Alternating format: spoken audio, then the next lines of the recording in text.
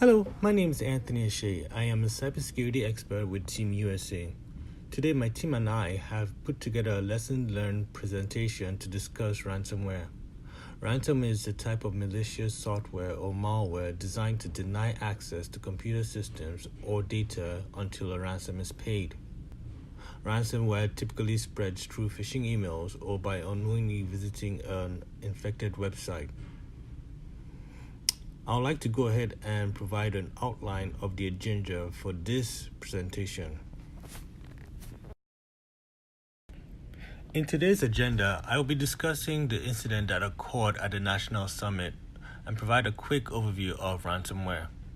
Next, I will discuss the purpose of this lesson learned, provide a case study, and the decision we took as a team to resolve the incident. I'll also provide information about what happened, how it happened, and how incident can be contained and eradicated.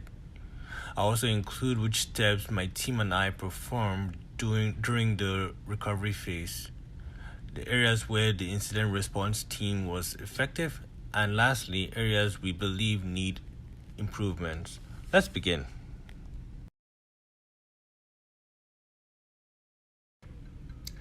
A general overview about ransomware. It is the fastest growing malware threat targeting users of all types, from home users to corporate networks. Ransomware authors have steadily improved ransomware code, which has made it more difficult for traditional firewall and anti-malware software to detect and prevent users from accidentally downloading this dangerous malware.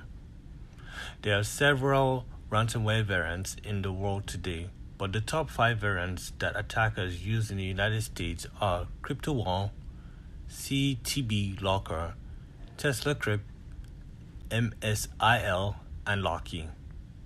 Other ransom variants include Revington and Police. Revington installs itself onto the computer without the user's knowledge. Then the computer freezes, and a bogus message from the FBI pops up on the screen saying the user violated federal law. To unlock their computer, the user must pay a fine. Now let's talk about the incident that occurred at the National Summit. An anonymous network activity was detected on Team USA server which denied user access to attendees at the National Summit. A bogus message popped up stating the user of the computer was involved in child porn activity. A ransom of $500 was demanded to be paid in Bitcoin before the computer access can be granted within 48 hours, which made the summit leaders nervous and anxious. These leaders were nervous and had split decision on whether or not they should pay the fine or ransom.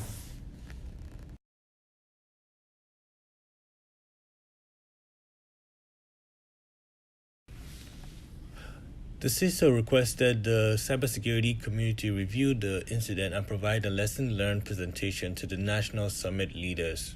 As a result, the cybersecurity community gathered facts about the incident and provided valuable information to improve incident response and business continuity as it relates to ransomware attacks. The team developed a case study using a situational report. In this case study, a user had been infected with a ransomware variant. Upon investigation, it was determined that the initial compromise resulted from a phishing email attack, which led to a series of activities that led the user to download malware after clicking on a link in an attachment.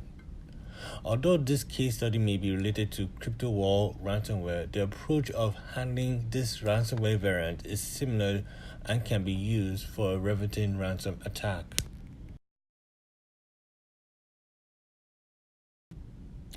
So what happened?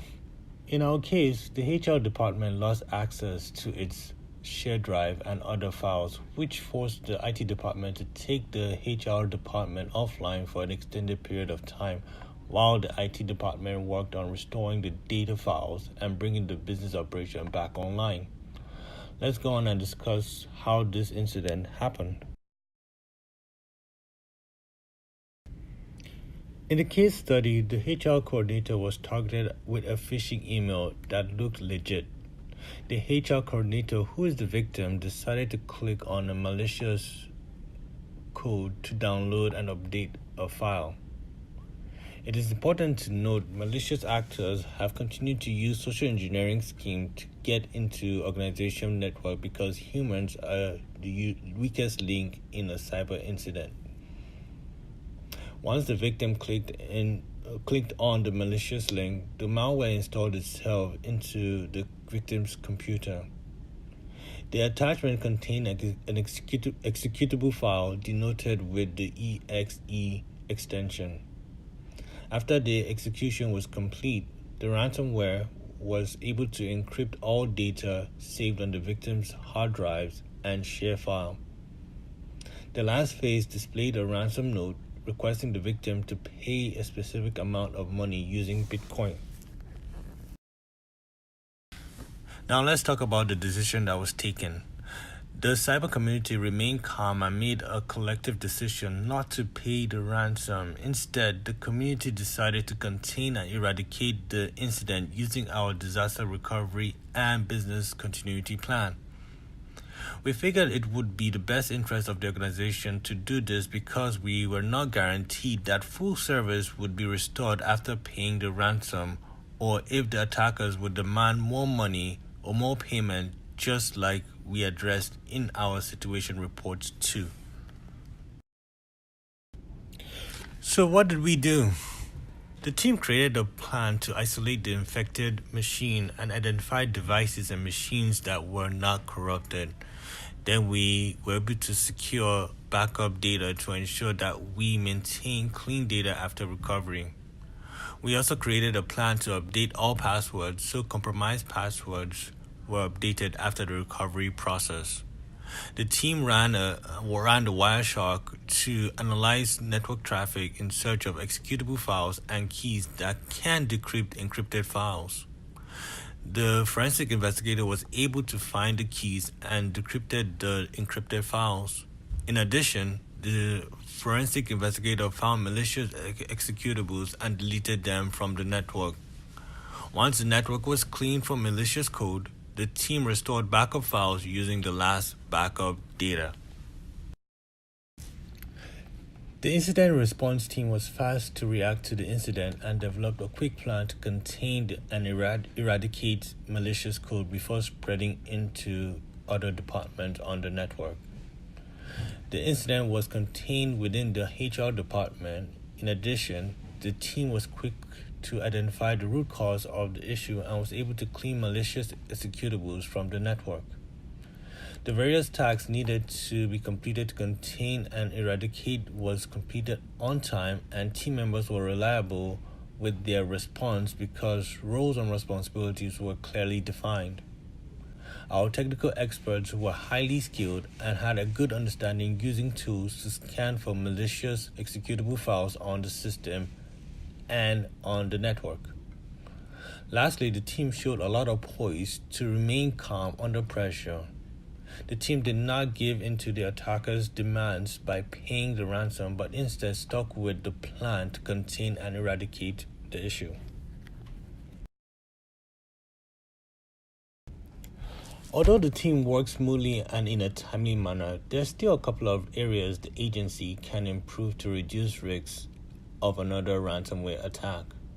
Some of the controls that can be improved in this kind of incident include improved administrative or procedural controls, better detective controls, and lastly, preventative controls, which allows the organization to become more proactive in the organization.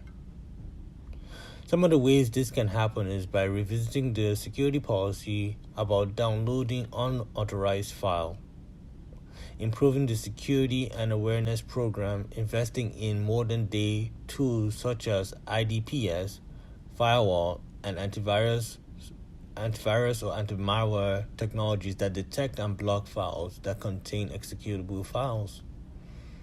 Also, enabling and scanning strong spam filters could prevent phishing emails.